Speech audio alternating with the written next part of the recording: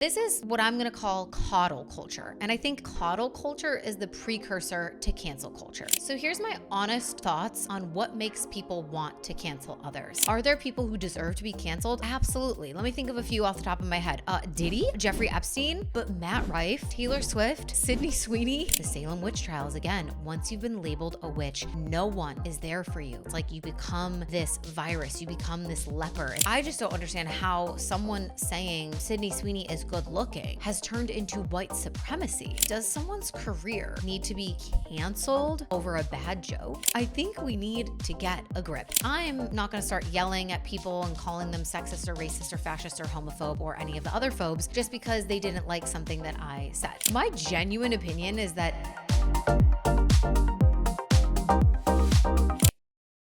what's up, you guys? Welcome back to the podcast. It is Friday night as I record this. It is almost 9 p.m. and I have an international flight tomorrow that I have not packed anything for, and I have so many things to do. But we have a really interesting topic for this solo episode, so I'm excited to dig into it with you. I've got my candles lit. We're kind of setting the mood. It's a little bit of a darker topic, but it was inspired by something that I spoke about recently on my Instagram stories. And I asked you guys if you thought that you unconsciously censor yourself online, and 85% of you said 100% yes. And it's just a very real reality now with how much of our lives and businesses and brands and everything revolve around social media, that so many people have this new fear of being canceled. Now, this wasn't a thing a few years ago. If you can remember a time, people didn't walk around fearing and censoring what they say and worrying what people's opinions were going to be and if there would be a cancel campaign against them. Like, this is much more of a newer phenomenon. Now, it's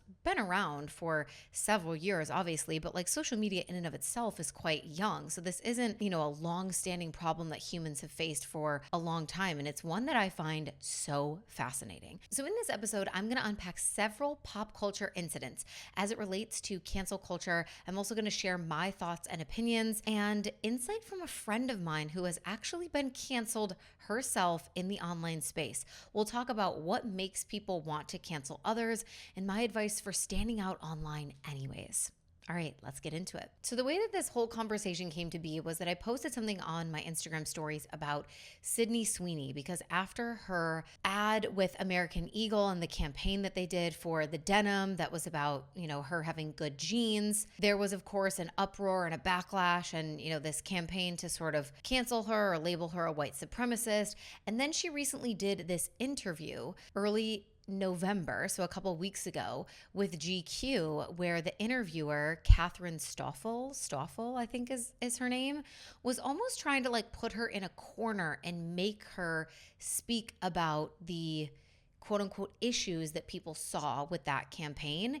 And Sydney's response was basically, I'm not going to talk about it because I don't think it's an issue. So her quote was actually, I think that when I have an issue I want to speak about, people will hear about it. Essentially saying I'm not going to talk on this topic because it's a non-issue. And so I had posted something in my stories about just saying how this is a major mood, because I think we need to normalize not allowing other people to scandalize topics or things that actually are not scandalous and were not meant for harm or with malintent to begin with.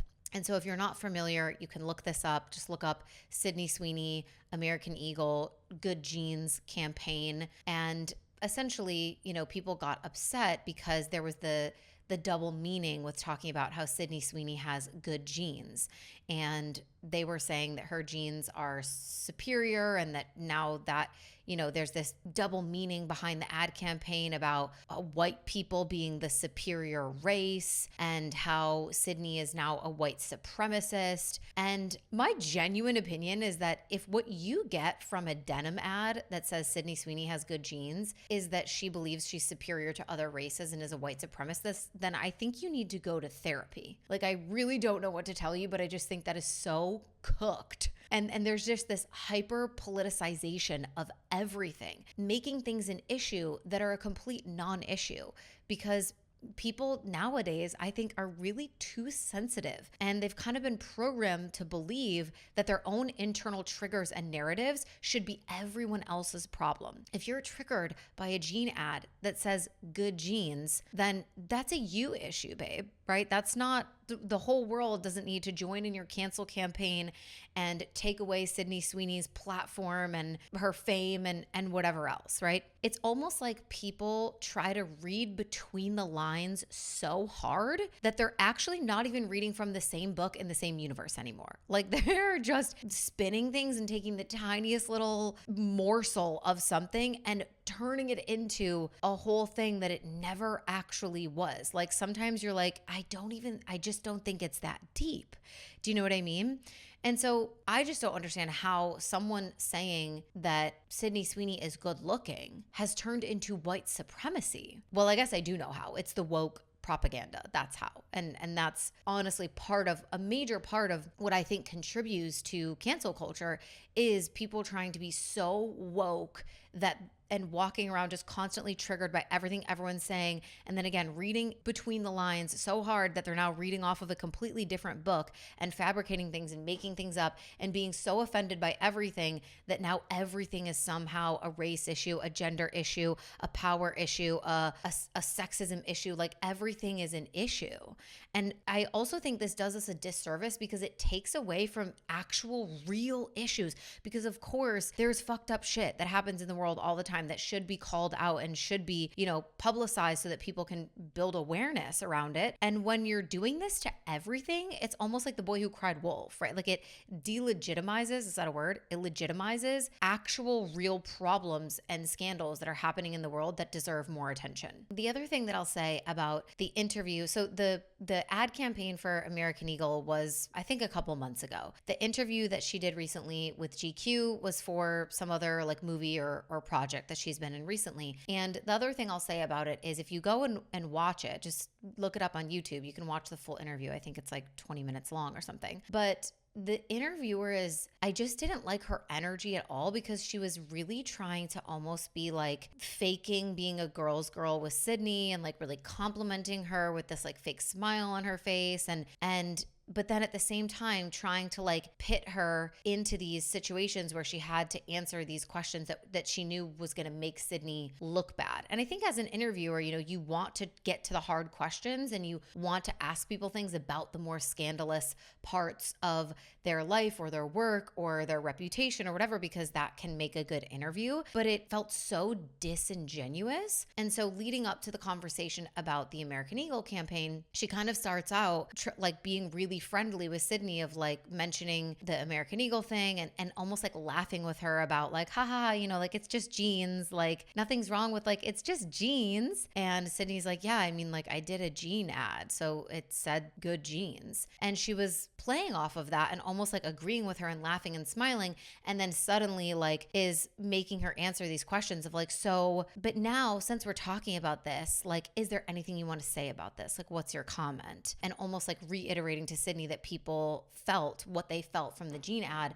was that she was talking about being like racially superior and that in today's political climate, it's like not a very good thing to be talking about and to have an ad about and whatever. And that's when Sydney paused and in her head, you can see her calculating and realizing, oh, this bitch actually is not on my side. She's trying to get me to say something that's probably going to further my cancel campaign because that's going to be a soundbite that everybody pulls. So she pauses and she's just like, because the interviewer's like, is there anything you want to say about that? And she said, well, I think when I have an issue that I want to speak about, people will hear about it. And I love that moment for her because it's like, literally shut the hell up. Like, why are you asking me this? You're trying to like get me to say the exact right thing so that you can further this cancel campaign. But anyways, that quote, that was still the major soundbite from the interview and it went viral. And now you've probably seen it. There's memes from the interview with the interviewer's face looking at her and then Sydney Sweeney looking back like deadpan with like a straight face. And then people are using it for all different kinds of memes. But I just thought that was the thing that sparked this whole conversation of like, how far are we really going with this like woke culture that makes us want to cancel everybody for the stupidest things? And so the reason why I think this whole conversation about cancel culture is relevant, especially to anyone listening to this podcast, is because a lot of us are trying to do big things with our life. We have missions and dreams of building brands or businesses, impacting people, and many of us are using social media in one way or another to do that. And so we become part of this online, digital world where we're almost almost like having to yield to the societal norms and narratives and whatever the, biggest woke thing is currently to tiptoe around and make sure that we don't actually be our full selves and we don't actually say something funny or too sarcastic or too bold or too whatever, because someone could take it the wrong way and then we could be the victim of a cancel campaign. And so that's what inspired me to really talk about this. That, and also the recent criticism around some things from Taylor Swift's album. So as you guys know, I'm a big Swiftie, love Taylor Swift. If you don't like her music, I don't mind, but I do love her music and I've listened to it since I was a little girl. I've grown up with Taylor and just watched her evolve as a human. And she probably is like the icon of my life because I just think she's incredible. She is so wildly generous, super successful, one of the most intelligent marketers on the planet. She has built the biggest cult-like following of any human probably on planet Earth. I mean, there's so many things to admire her for, and the way that she still keeps her heart open and loves big and is loyal to her friends and, so overly generous to her fans and her employees and her dancers and everyone. I mean, obviously I'm a Swiftie. Okay. So we'll start there. But the thing that I want to talk about with some criticism around her recent album is not about the music, but it's about the same concept of like people just taking things out of context and then turning it into a reason to have something negative to say about someone, almost just to like feel important or to feel like they have a hot take. And I think that's also part of it. Like there's this social media culture that tells us like you always have to have something new and spicy and a hot take. And I can get I can understand that there's a pressure there of wanting to always feel like you have something new to contribute to the conversation or something that you noticed that nobody else noticed. And it's like a hot take. I think that also gets people to almost look for things where there aren't. Like look for issues where there aren't any. Again, similar to like the Sydney Sweeney thing. So anyway, I'll use this as an example. She has a song on the new album called Wishlist. Right off the bat, it was my favorite song that I heard when I listened to the album the first time through. But there's a line in the song that says, "Got the whole block looking like you." And she's talking about her fiance, Travis, like got the whole block looking like you. So some people took this line out of context and immediately ran for the hills and yelled, "Racist, racist, racist." She wants an all-white neighborhood. We just have to laugh because you look at it and you're like, this is such a reach. It's such a hard fucking reach. Like, again, you're reading between the lines so hard, babe, that you're on a totally different fucking book on a different planet. And I just think people love to have something to hate. Taylor is far too successful. She's a billionaire. She's too pretty. She's too happy. Even in her documentary that she did, Miss Americana, in part of that, she talks about turning 30 and how she was like, I'm 30 now and I don't know how much longer I'll be able to do this. Meaning that she's basically said like society's still tolerating me being successful. She's wanting to like put out music and do tours and serve the fans and do all of this because she doesn't know how much longer she has left of society tolerating her success. So she's also very aware of the fact that when you grow too big, you become the monster on the hill, and then people hate you and they don't want to see you succeed and they don't want to support you and they don't want to listen to your music and they will, tear you down. She's talked at length throughout her career about having to constantly reinvent yourself and the challenge that females have in the entertainment and music industry more so than males and all of these nuanced sort of issues. But I think it's interesting just to see how aware she is of that and then also see people's attempts to like do this to her. So if you look at that whole line in the song Wishlist, it actually says, "Have a couple kids, got the whole block looking like you." And the song is about all these things that people want that are on their wish list. They want that yacht life under chopper blades. They want the Balenci shades. They want a fat ass and a baby face. They want all these things, but I just want you. You got me dreaming about a house and a basketball hoop. So she's really talking about her newfound desires for living this sort of like softer life now that she's found the love of her life and wanting to have a house with a basketball hoop in the driveway and wanting to have all these little kids running around that look just like her and Travis, got the whole block looking like you. It's very obvious when you listen to the song that she is not talking about racial superiority or wanting to live in an all-white neighborhood. Like, it's really just so comical, the things that people will try to spin to make it a problem. The other thing that people are saying about this song and this album at large is that Taylor is promoting trad wife culture now. So number one, she's not. Number two, if she was, who fucking cares? Who fucking cares? Like, why does that bother you so bad? She's, first of all, not a traditional wife because she's a billionaire, okay, who works extremely hard. She runs a massive company. She has tons of employees and pays so many people and has a huge team. She donates millions of dollars to charity. She often gives out six-figure bonuses. Like, she is a boss babe at her core. She is not a trad wife. But even if she was, why would that be such a bad thing? Why is that so frowned upon? Why are people so mad about that? Now that she's engaged, she loves to bake bread. She's been talking a lot about her journey to making sourdough bread, and she's loving that. And now she's writing songs about wanting babies, and people are like, oh no, she's a conservative, and they're just making it all political. One, she's not a fucking conservative. She is so liberal. She talks about this in her documentary. She's done so many songs and things about this specific. She's been very clear. She backed Kamala Harris in the most recent presidential campaign. She's been so fucking clear about where she stands politically. So the fact that people are saying she's a trad wife and she's conservative, one, you're dumb, you don't pay attention, and that's not true. But two, even if she was a conservative, again, who fucking cares? Who cares? Even if she wanted to become a traditional wife and give up her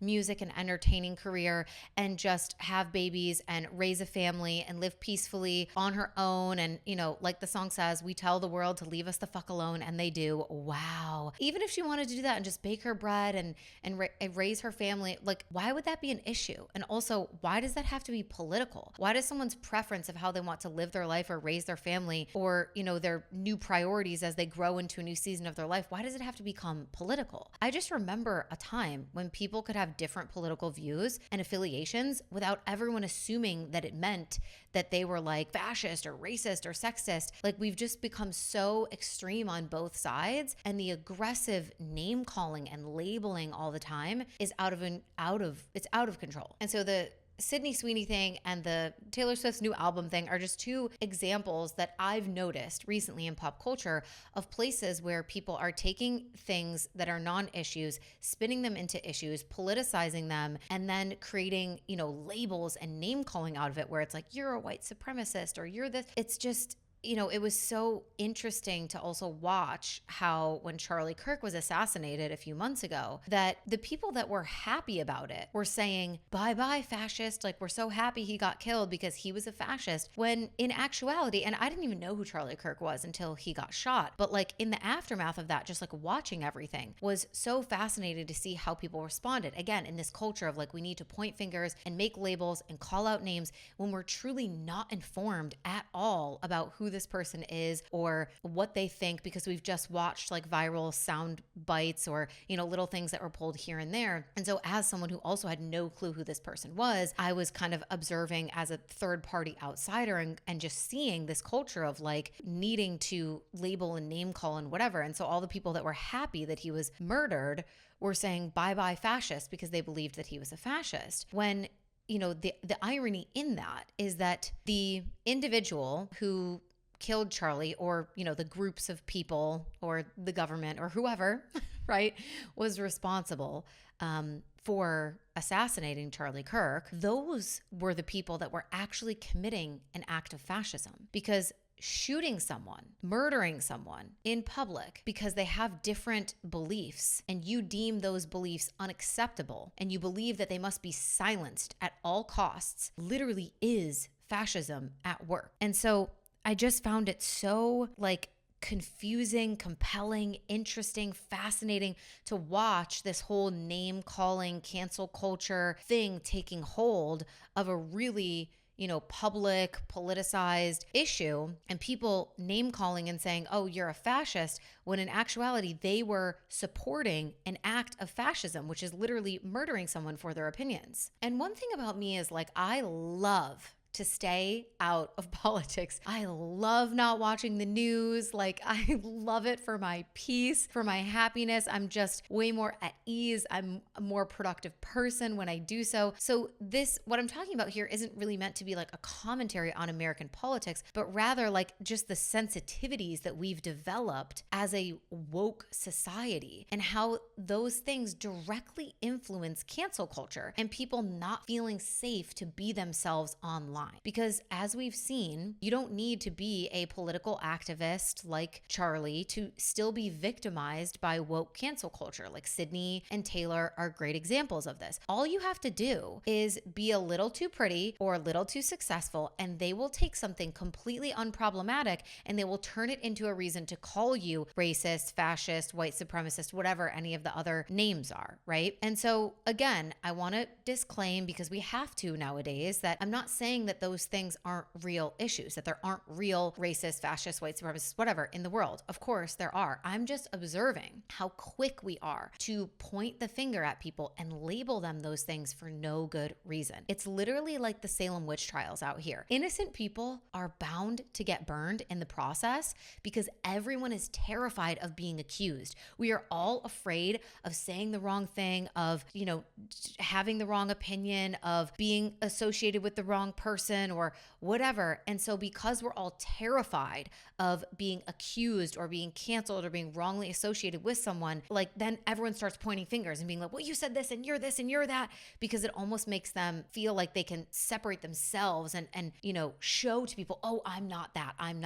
To go back to the Charlie Kirk thing for a second, just on social media afterwards, there were a lot of people saying and feeling like they needed to proclaim out loud publicly, just so you know, this is a safe space because I'm against this, or, whatever's happening, blah, blah, blah, but I do not support this, and this. And it's why are we doing that though? Why do you have to do that? That's what I'm saying when I say it's like the Salem Witch Trials. It's because everyone's being accused of being a witch, you feel like you have to go out on your social media and be like, just so you know, I'm not a witch. I do not believe these things. I do not associate myself with these people. I've never talked about this or said this or believed this or thought that. I am not.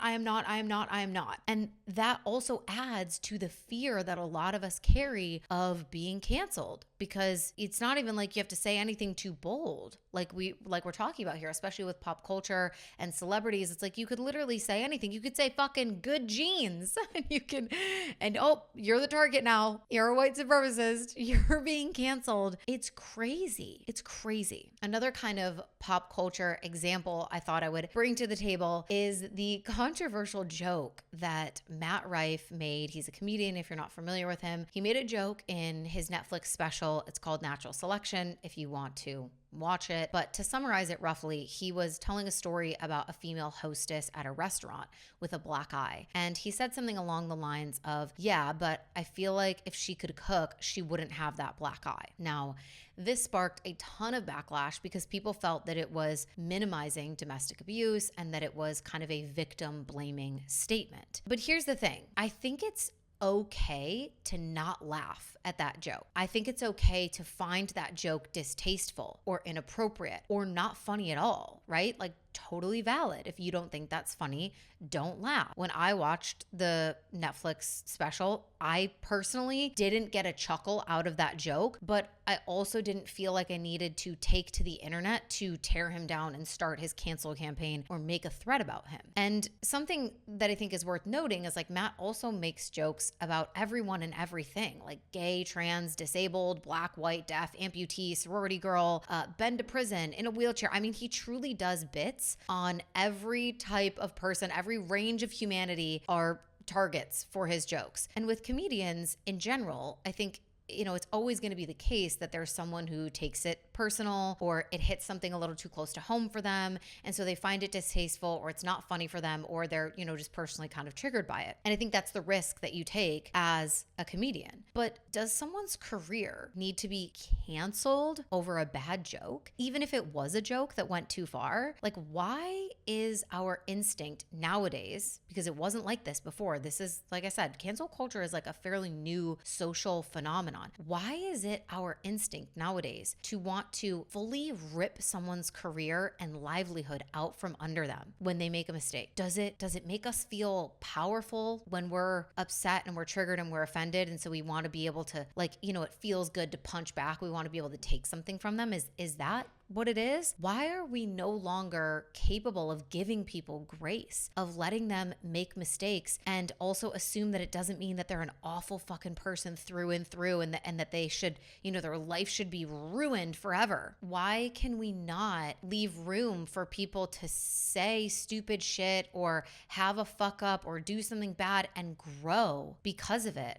Like, cancel culture, I think, really prevents people from also learning from mistakes and growing, because you don't get any second chances. It's like, nope, you're done now. We decided we no longer want to support you. You can't make money. You're not famous. You don't, we just want to take their livelihood away from them for what, right? It feels like we've developed a sort of cultural norm to throw a tantrum when a public figure hurts our feelings. Now, are there people who deserve to be canceled? Absolutely. Let me think of a few off the top of my head. Diddy, Jeffrey Epstein, right? But Matt Rife, Taylor Swift, Sydney Sweeney, that random business coach that you used to love until she got too successful and too loud. I think we need to get a grip. And collectively, what I would like to see happen is that we all just stay a little bit more unbothered. And we find it within ourselves again to be able to see something that we disagree with or we dislike or that we think is, not cool or not funny or whatever. And we just move the fuck on, because this is the same rise and fall that we always see, right? The formula is copy paste with cancel culture. The public loves you. TikTok loves you. Millions of people are cheering on your rise to fame. They love supporting you. They love being one of the early adopters, the early supporters. They're there for you. They're backing you. They're spreading your stuff. They're loving it. And then there's a threshold where you become too successful for the public to tolerate anymore, as Taylor Swift has famously said. And that is when people reach up and they grab you off your pedestal and they tear you down with their claws. And it's like, nope, we made you what you are, and now we are going to sink your ship entirely. So another song off of Taylor Swift's recent album is called Cancelled. And this fits perfectly into this conversation because, of course, it's about cancel culture. And there's a line from the song that says, "One single drop and you're off the roster. Tone deaf and hot, let's fucking off her." And it's really about exactly this culture of oh, you got too hot and you said something that was a little bit tone deaf, you're done. We're going to end you. And she's basically saying in the song, good thing I like my friends canceled. And, if there's people around her that have had cancel campaigns against them, which of course there have been, she is still standing next to them. She's on their side because she's also been the victim of a cancel campaign. If you're a longtime Swiftie, the whole Kanye West, Kim Kardashian drama of them totally canceling her. She was the trending hashtag on Twitter of Taylor Swift is over party. Everyone hated her. She had to escape reality for a year and was never seen in public. Kind of ran away and hid because she couldn't be seen, couldn't handle being out in public, suffered a really hard cancellation. And that's where she came back with her Reputation album. So if any of you love songs off of Reputation, but you don't know the lore behind that massive comeback to music, well, that was after she was canceled. So I have a friend, someone in my life who went through a public cancellation in the online space a few years ago. And as I was preparing for this episode, I thought it would be really interesting to reach out to her and ask her some questions about her personal experience with being canceled online, specifically on social media. And so I'm going to share with you some of the things that she told me. She told me that being ostracized from a group is one of the most isolating, confusing, and painful things that she thinks a human can possibly go through. She said it felt like I was backed into a corner and everyone was pointing and yelling and shouting at me. And it was the most painful thing I've ever experienced, even more so than the grief of my sister dying. And what she said to me about that was that when my sister passed away or when I had a miscarriage, with that kind of grief, everyone is there to support you. But with cancellation online or defamation of character, no one is there for you. Everyone turns their back on you because it's like you become this virus, you become this leper. It's like the Salem Witch Trials again. Once you've been labeled a witch, no one can be seen with you, no one can be associated with you. People don't want to have any connections with you because they don't want to be next. And that's one of the most dangerous parts of cancel culture is exactly that, is like we turn our backs on people, even people that we love, even people that we trusted, even people that we supported, maybe even when we don't have the full evidence or all of the facts or the information. And because there's this, public campaign of like, oh, everyone collectively thinks that this is a bad person now, you remove yourself from any connection to that person. And that only makes it worse and fuels the cancel culture machine. And so she told me that betrayal piece was the part that really hurt the most. And when the people that you never suspected would actually end up siding with the masses and also contribute to the cancellation or decide to distance themselves from you or not speak to you or not be associated with you, like people that you thought were your friends or people that you thought were loyal to you or clients or whoever, like that betrayal part, she said, hurt so much because there's people that you just think they wouldn't do that to me and then they do. She said it felt like everyone was against me and my self-confidence crashed. I didn't want to be here anymore. It created insane levels of fear and shame around showing up online and even in my personal life. She removed herself from the internet for over a year, like never posted online. She said that she couldn't even open her phone because it had hundreds of messages and emails from people. She even had an old teacher asking her like, are you okay? Because of how viral it had all gone. She had so many emails and such a trauma from the emails that she was receiving during that time that for a year after that, she had to hire someone else to manage her email inbox because she couldn't even, physiologically in her body manage opening her email inbox because of the PTSD from that experience. People just demanding refunds, posting about her, making threads, tearing her down, calling her out in their stories. Like she said, it was truly the most awful experience of her life as it was happening. But then something she told me was kind of surprising, but also really beautiful,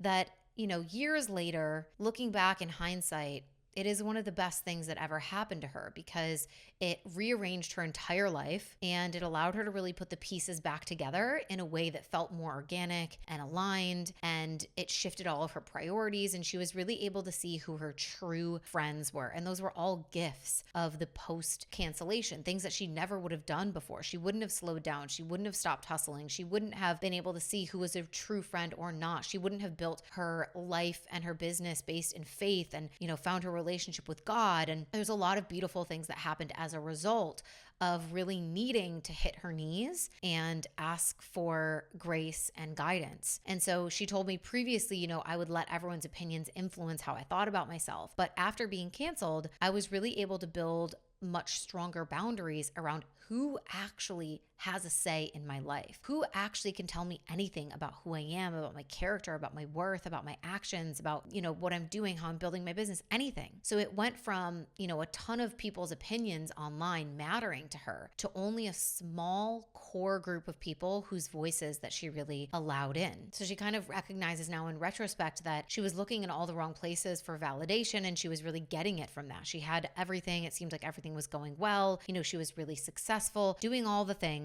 And it was only in the cancellation that she was able to see the cracks in that and rearrange her life from a much more aligned place and stop trying to get validation from the wrong sources. And then she also told me that, nowadays when the public tries to cancel someone, she is always thinking about the person being attacked first and really tries not to side with the public right away or just blindly believe whatever the narrative that's being spread, and really try to see the possibility of, oh, is this person that's being canceled, are they actually evil? Did they actually do all these things? Is any of this potentially taken out of context? Like, what is the deeper truth underneath the sound bites and the short clips and all of that? And so even with things like Blake Lively's public cancellation over this past summer, was it this past summer or the one before? Which, was a whole thing. And then when Taylor Swift's song came out, they're like, oh, I guess we basically found out that Taylor and Blake are still friends, because she's like, good thing I like my friends canceled. But anyway, Blake Lively's like public cancellation after the whole drama with the movie of It Ends With Us, and people saying that she didn't promote it properly and that she was not sensitive enough to the domestic abuse and all of those things. And her, the lawsuit that she has with Justin Baldoni and all the crazy things.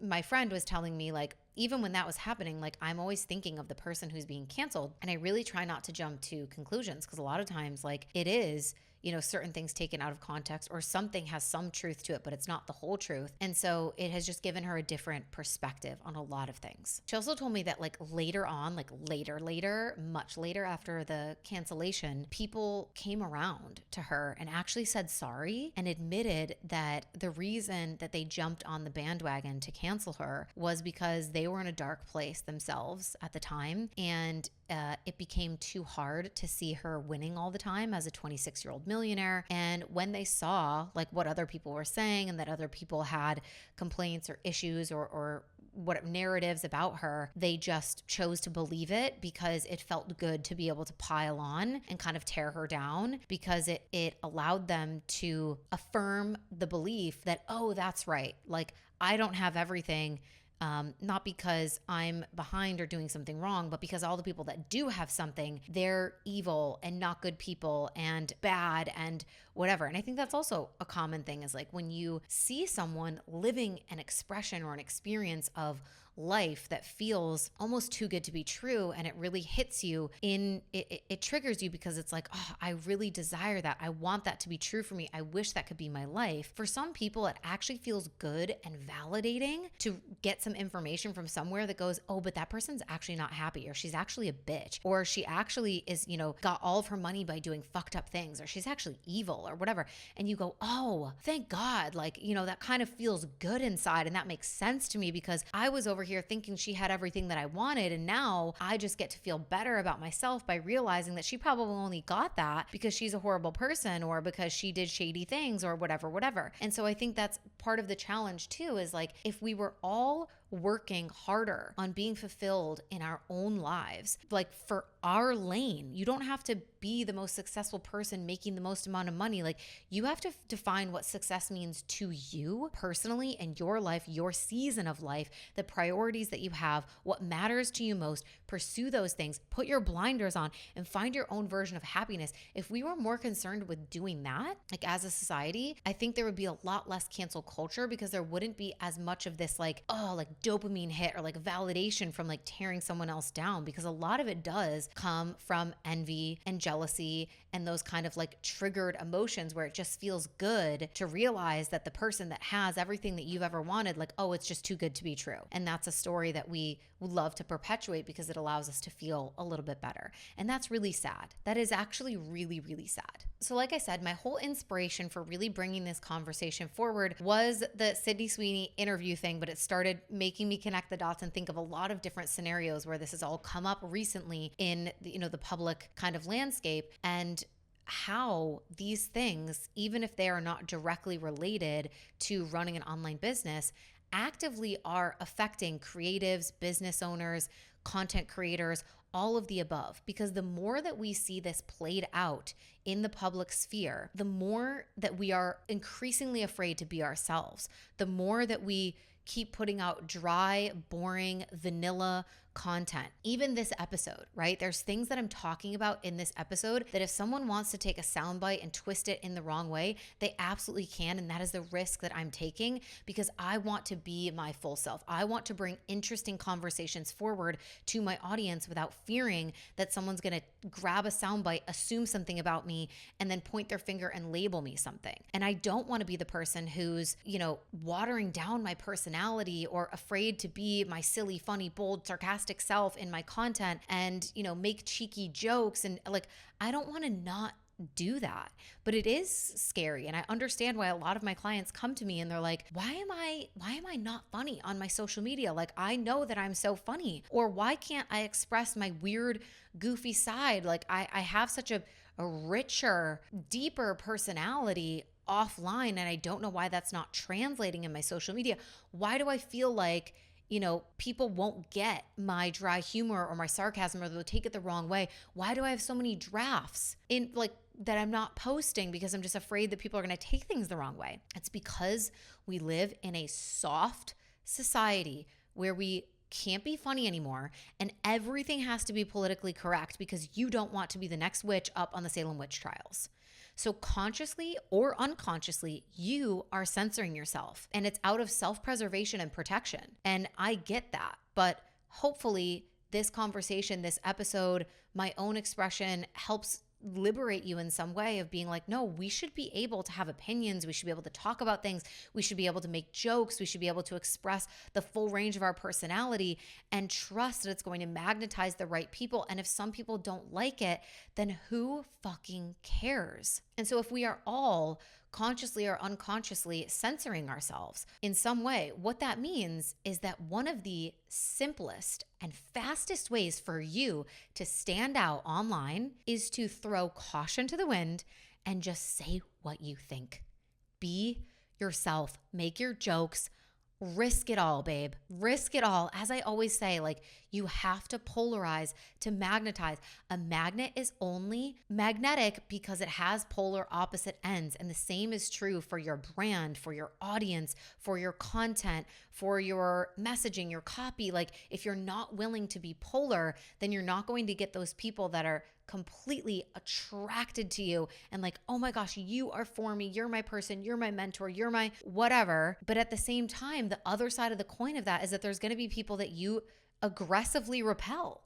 And they're like, oh, like she's too much. I don't like her. I don't jive with her personality. I don't get her. I don't think she's funny. I don't get her jokes, whatever. That is part of it. That's part of becoming the most magnetic version of yourself, is being willing to be polar. And what I also want to be clear about this with is that this doesn't mean that you have to get political by any means. Because like I said, I really love to stay out of politics. I love to not watch the news. I love to be like, like living my happy, peaceful, energetically protected life. Of course, I'm going to stay informed, but like, I'm not going to try to go too deep because I know that it actually really messes with my life. So if you're like, how do I be polar without being political? Like, as we've discussed, people will consider some of the dumbest shit as being polar. So trust me, it does not have to be anything political, not even close to it, right? You can be polarizing with something as simple as sarcasm or cursing or wanting to be a stay-at-home mom, apparently. Are you a trad wife? I don't know. Apparently that's fucking polar, babe. Or if you are, unapologetically, you want to be a millionaire, well, there's going to be people that are triggered by that. So that's polar. In a society like ours that is currently void of personality and firm opinions, simply having a personality or a sense of humor is polar enough to capture attention. An example of this I thought of recently was, someone commented on one of my reels, and basically the gist of it was like, the reel said how it feels to know the same people calling you cringe are the ones who get excited when their boss lets them leave 10 minutes early. So throwing a little shade to, the haters on the internet who are calling you cringe and being like, okay, but you're getting excited when your boss tells you you can leave 10 minutes early. I'm out here risking everything to build something that I love and am passionate about. So quit hating from your lunch break type energy. Someone commented on this reel and she was just like, I love you, but I don't like when entrepreneurs try to minimize 9-to-5 people. Even if they say something about you, we know better. Basically saying like, you should be the bigger person, take the high road, like don't talk down about people that have 9-to-5 jobs. And, I basically just replied back to her saying, I get that, but like me having a sense of humor means that not every statement I make is going to be the most politically correct thing. But like, of course, I respect anyone who works hard, entrepreneur or not. I respect hard work, period. And I think anyone who knows me and actually knows, my true personality really knows that and knows that this is just like a cheeky, funny, silly reel. And it's not like I'm actually saying if you work a 9-to-5 job, like you're useless. Also, I wasn't talking about everyone who works a 9-to-5 job. I was talking about haters and specifically people who are calling you cringe on the internet. And she kind of doubles down on it and is like, well, it's funny to you, but not them. Like it's funny to you, but not to them. Like you can be funny without minimizing people. And so that's kind of the thing where it's like, am I minimizing people or am I just making a joke? And where do we draw that line and how do we define that? Because if you go watch any stand-up comic, comedian, anything like, and you look at every joke, you might be like, oh, well, they're, talking badly about this person, or they're making fun of such and such situation, or they're minimizing whatever. And it's like, we actually just need to be able to take things as a joke and sometimes not make it into a bigger issue that it's not.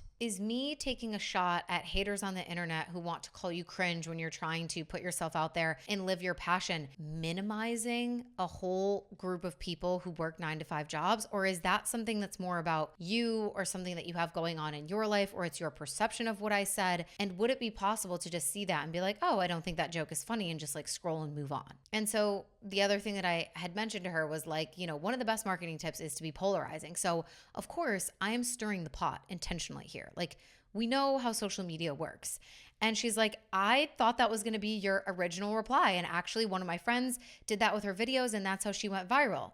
So it's like, okay, so why are we having this conversation? You know the situation. You know what it is, babe. You know that we're all out here trying to be a little polar, trying to be a little spicy, trying to say something funny, trying to be sarcastic, trying to like do something. Does it have to be an issue? So here's my honest thoughts on what makes people want to cancel others. This is what I'm going to call coddle culture. And I think coddle culture is the precursor to cancel culture. We have a culture where we want to coddle every single issue, insecurity, everything, to the point where you can't even speak about it, say it wrong, do it wrong, mention it wrong, whatever. And because if you do, you're the bad guy, you're a monster, you're evil, you deserve to have everything you've ever worked for ripped away from you. Like, us coddling every single issue on the planet is the reason why there's so much cancel culture. So I do think that coddle culture is one of the main precursors and things that leads to cancel culture. I also think, of course,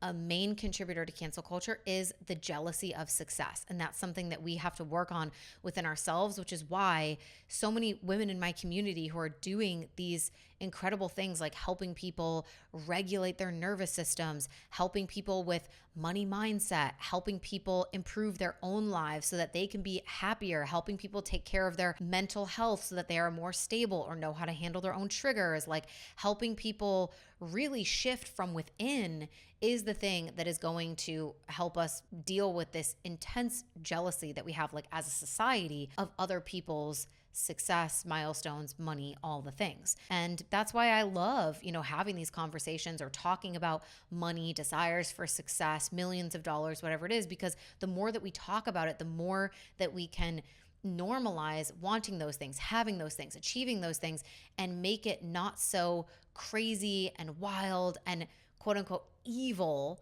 for someone to like want money or have money and want to like tear them down because of it. Another thing that of course contributes to cancel culture is the bandwagon mentality of like, well, everyone is saying this, and I've seen so many viral clips. And the dangerous part of this is like the out of context clips that spread like wildfire on social media a lot of times aren't even true. Like, they are so wildly out of context where you're like, that's not, people are making it seem like it's something that it's not. And then it creates the bandwagon of everyone going, oh, well, did you see that they said this or she did that or blah, blah, blah. And they haven't even looked into it. They don't even know what the full conversation was or what the context of that was or anything else about this random person. They just go, oh, I saw on TikTok that blah, blah, blah, blah, blah. And like, that's our source of like information nowadays. Like, I saw on TikTok, and it's one random viral out of context clip. And that's how you're formulating your whole opinion of like jumping on the cancel campaign for someone. So that's a big issue. I think the other thing that I sort of touched on was like needing everything to be about you. Why do people need everything to be about themselves nowadays? Like, people are incapable of seeing something that they disagree with or don't like and just moving on instead of needing to like point it out for attention. It's like you could make a video about how much you love strawberries and someone would be like, well, I'm allergic to strawberries and this is really insensitive to people and what about blueberries? And it's like, that's actually the world that we're living in right now. And there's not one thing that is more fucking annoying than a person in the comment section who's like, well, what about, and it's like, okay, bitch, and this video wasn't for you. Like you'll watch a video of someone talking about a topic, say something in relationships, and it's talking about a certain dynamic or what you need to do to like heal your relationship. And it's like, well, what if you're divorced and you have kids involved and he's a narcissist? But it's like, well, babe, this video then wasn't for you. It's not talking. Sorry that this content creator didn't make this video personally for you with your whole life story baked into it. Just keep scrolling. Just move the fuck on. It doesn't need to be about, everything doesn't need to be about you. Shut the fuck up. Like that's also part of like what leads to this cancel culture, in my opinion. Again, these are my opinions. You don't have to agree. And lastly, just like unhappy people, right? Who find significance for whatever reason in tearing others off of a pedestal that sometimes they, built in their own mind. And I think that's, something that I talk to my clients about a lot is being careful if you have people that are coming into your world, if you are a practitioner or a coach or a healer or whatever, and you have people coming into your world who you can feel that they have placed you on a pedestal in their mind and they are, really like fangirly with you. You want to be cautious of those types of people because even if I don't want to put myself on a pedestal for you, if you put me on a pedestal and then I do something that doesn't fit the narrative that you built for me and it makes you want to rip me off of my pedestal, that's really hard to prevent. And so you do kind of have to think about like, does this person, are they looking at me as like a savior or something that's just way too much responsibility than actually what the relationship should be?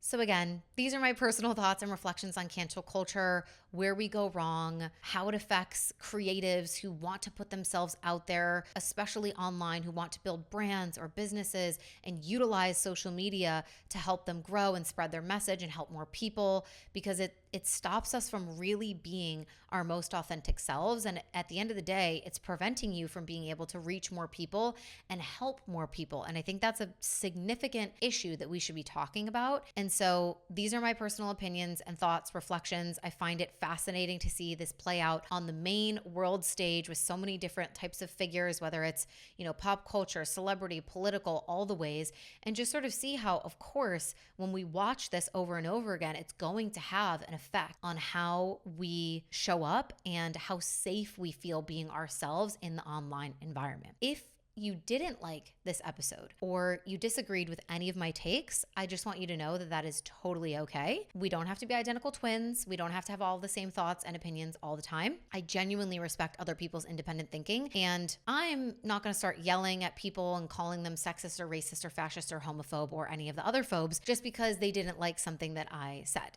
Because apparently that is, the normal response nowadays. When we don't like someone's opinion, we just start wild name calling. And that's on cancel culture, folks. I think we will end that episode here. If you did enjoy it, please send it to a friend or share it. It is literally the best way to help support the podcast. All right. I love you guys, and I will see you next week. Bye.